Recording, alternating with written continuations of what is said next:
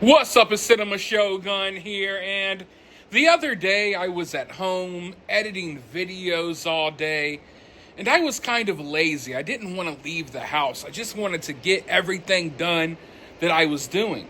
So I decided to order some food from Uber Eats, and as I was waiting on the food to get to my house, something dawned on me. Now this is random, but bear with me. You see, Halloween is my favorite holiday. And I get depressed around Halloween every year, or on Halloween every year, when I see how much the holiday has changed. Like, kids don't even trick or treat anymore because of modern day society. Everyone's afraid, oh, they're gonna put a razor blade in your candy. They're gonna put this or that in your candy. So it's like we can't even celebrate Halloween right anymore. Kids can't trick or treat.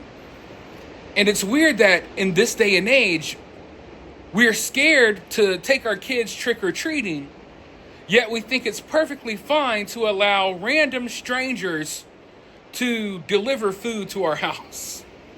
I mean, think about it.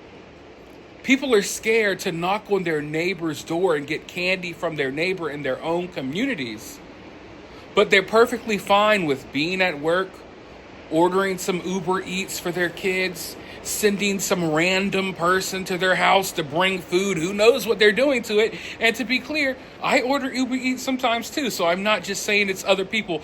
I'm guilty of this as well. But have you ever thought about that? How ass backwards that is? You can't have Halloween in your neighborhood, but you can allow strangers to deliver food to your house. And these aren't like pizza delivery men. If you know anything about Uber Eats and food delivery people, they will hire anyone. And lately it's been exposed that there are a lot of illegal immigrants working for these food delivery apps. How they work for them, I don't know, but they do. Trust me, some delivered food to my house, before. And I don't think people realize that sometimes the people that you're sending to your home bringing your food, it's not the people you see on the app. There's a lot of scams going on. There's people using fake pictures, fake names, and what have you. And it's crazy because I was just thinking about that the other day.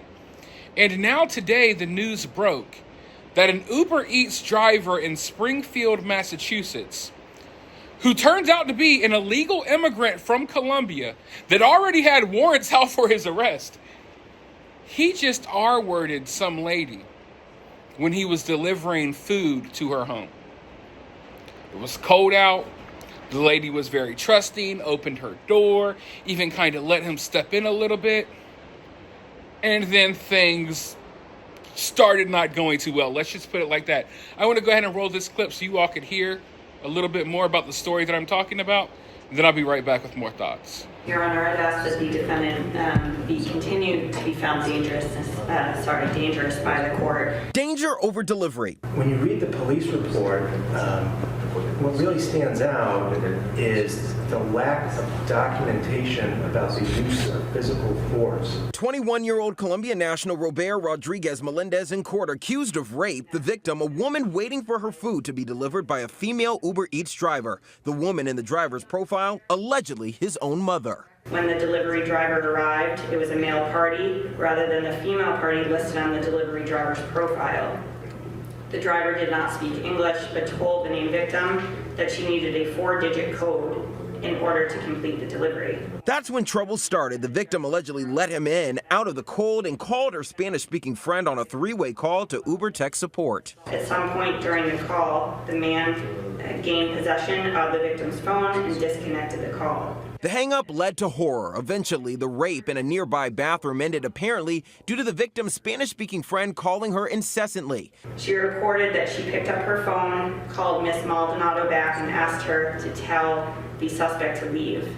Days after he fled the attack, police tracked the illegal immigrant down. His case moved from district to superior court. Prosecutors want him behind bars, but if the court disagrees, they push for. I would ask for $150,000 bail, a GPS, home confinement, as well as a stay away from the victim. Defense didn't budge on the other bail requirements, but the cash was a concern. We asked for a bail around $5,000 to $10,000. Reporting for Western Mass News, I'm Wesley Days.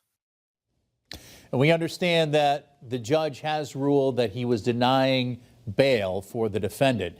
In the meantime, Uber is out with a statement for us tonight. What's been reported is horrifying, and we take these reports very seriously.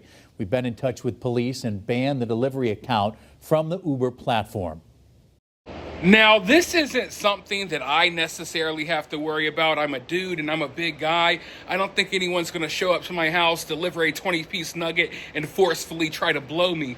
But ladies out there, for you ladies out there, you need to be careful sometimes when you order this stuff. When you have these random people showing up here at your house, there's always an option to leave it at the door. Always choose that option. And don't be too thirsty. Don't be too quick.